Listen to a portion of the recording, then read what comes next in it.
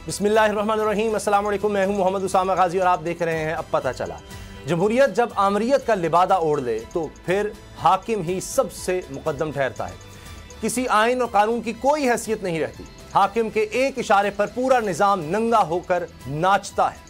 मुखालिफिन निशान इबरत बनाए जाते हैं, मगर क़यामत की इस घड़ी में भी ऐसे जवां मर्द होते हैं जो फ़िरौन बने हुक्मरानों को आईना दिखाने से बाज नहीं आते।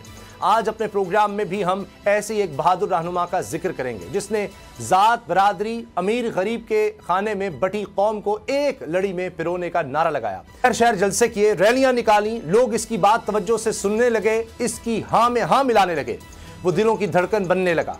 ये इतना बहादुर, इतना खरा रहनुमा निज़ाम को कैसे वारे में आता, जो बबांगे दौल हाकिमों को ललकारता, इनकी करप्शन को बेनकाब करता है, इन्हें चोर का लक़ब देता। इसीलिए इसका रास्ता रोकना जरूरी था। सो रास्ता रोका गया। इस पर हाकिम वक्त की तौहीन का मुकदमा बना। अदालत में केस चला, मगर इंसाफ के नाम पर क्या तमाशा हुआ ये दुनिया ने देखा।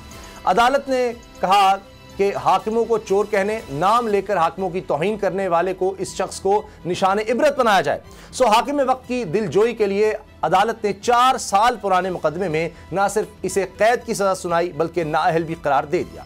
मैं जिक्र कर रहा हूं दुनिया की सबसे बड़ी जमहूरियत कहलाने वाले भारत का, जहां कांग्रेस के रहनुमा राहुल गांधी को 2 साल कैद की सजा इसलिए सुनाई गई है कि उन्होंने मोदी को चोर कहा।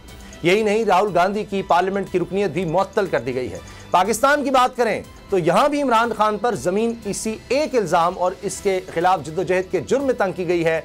आज भी वो बेबुनियाद और झूठे मुकदमात में जमानत के लिए लाहौर हाई कोर्ट में पेश हुए। इमरान खान अवाम का मुकदमा लड़ रहे हैं, इंतखाबात के लिए जद्दोजहद कर रहे हैं, जिसे इलेक्शन कमीशन ने आइन से खिलवाड़ करते हुए मुलतवी किया है। इलेक्शन कमीशन और हुकूमती गठजोड़ के इस इकदाम के खिलाफ आज सुप्रीम कोर्ट लाहौर रजिस्ट्री में दरखास्त आ गई है। फैसला कब और क्या हो सकता है, इंतखाबात कब होंगे, इसी से आगाज करें।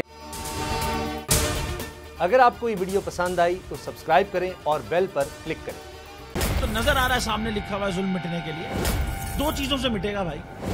एक, अदल की कुर्सी पे जो लोग बैठते हैं ना, वो अदल के हिसाब से फैसले करने लगे। दूसरा, कौम निकल खड़ी उस जुल्म के खिलाफ, तो जुल्म खत्म हो जाएगा। या इन दोनों में से कोई एक चीज हो जाए या दोनों हो जाए। अगर 420 का मुकदमा था, उस वक्त अदलिया में जो लोग बैठे हुए केस देख रहे थे वो पूछते ना, यार चीट हुआ कौन है।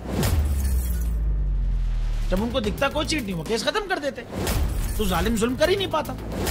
9 जजेस ने नोट बिफोर किया मेरे केस को, यार 1.5 साल चला। शख्सी जमानत का केस, सेम केस इस्लामाबाद में कर दिया। एक ही इल्जाम पे 2 केस हो नहीं सकते भाई। मतलब 60 दिन का वक्त होता है। 102 दिन के बाद मैं जीत गया, केस बरी हो गया। 102 दिन के बाद अपील फाइल की, एक्सेप्ट कर ली। नहीं करते ना एक्सेप्ट, खत्म हो जाता ना जुल्म यार। भरी अदालत में मुझे बरी कर दिया, फिर पता नहीं क्या हुआ 2.5 घंटे बाद का नोट बिफोर।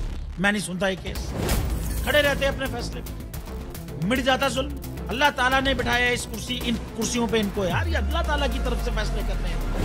तो या तो ये फैसले आएंगे, जुल्म मिट जाएगा, या कौम खड़ी हो जाएगी जुल्म के खिलाफ।